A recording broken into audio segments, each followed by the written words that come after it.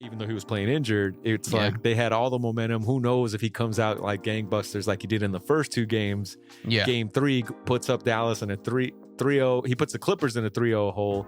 And I think we're having a completely different discussion right now if that happens. But injuries are a part of the game, as we learned with our Lake show, unfortunately. D-Bot?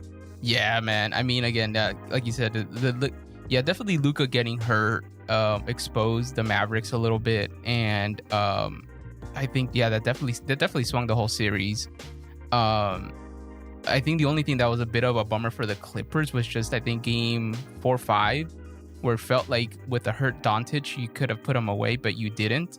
And then they went to a game 6, and it was very do or die for the Clippers. Once the series was tied 2-2, and it basically became best of 3, I think a lot of people felt the Clippers were not going to be able to pull it off because Doncic, with the banged up shoulder or his neck injury that he had, was still putting up numbers and was still a problem. And unfortunately, I think overall, like you said, the series, like one player getting hurt and then the other team having a full healthy team, eventually that's the team that has the best outcome, similar to the Lakers. For the Lakers it was a lot worse. It just felt it was a lot more telling with the Lakers. But Lakers is a slightly different story, which we'll get to right now. But yeah, with the Doncic thing, and I'm not making excuses for why the Mavs lost game 7, because I do feel like Doncic at least was healthier than he was in games 3 and 4. He just went cold in the second half. He did in this game, and credit to the Clippers defense, and and that's just what happens when your superstars don't deliver. Yeah, exactly. It's a lot to ask the role players. It's happened, but you can't always count on it, to happen where the role players will step up and fill in the blanks. Yeah, the first 2 games, it was definitely like Doncic driving it in, creating shots, and then swinging it to Finney-Smith or Hardaway Jr. for like threes, and they were just all going in.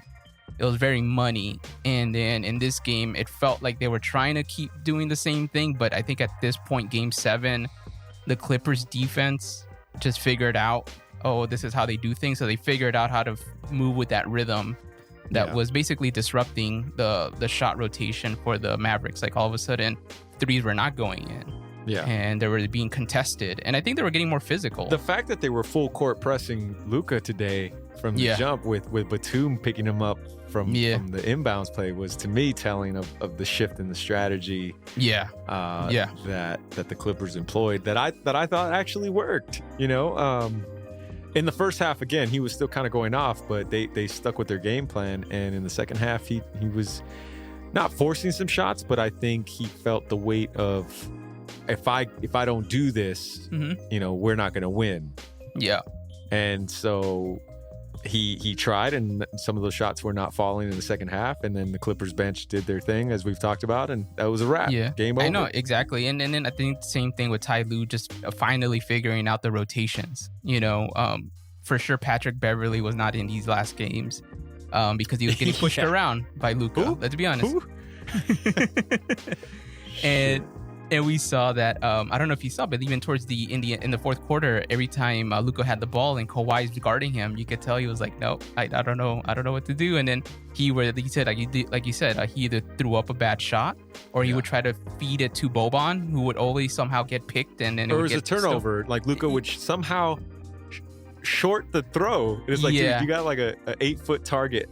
Yeah. How are you shorting the throw every time? No, and at the same time, like he would even throw it too high, and Boban's not like a young dude who could jump up like that. I mean, the guy has knee pads on. You know what I mean? Like, you had to create a better strategy, and I could tell like Luka towards the end was just feeling kind of like, man, this isn't working out. Kawhi, I can't go against Kawhi.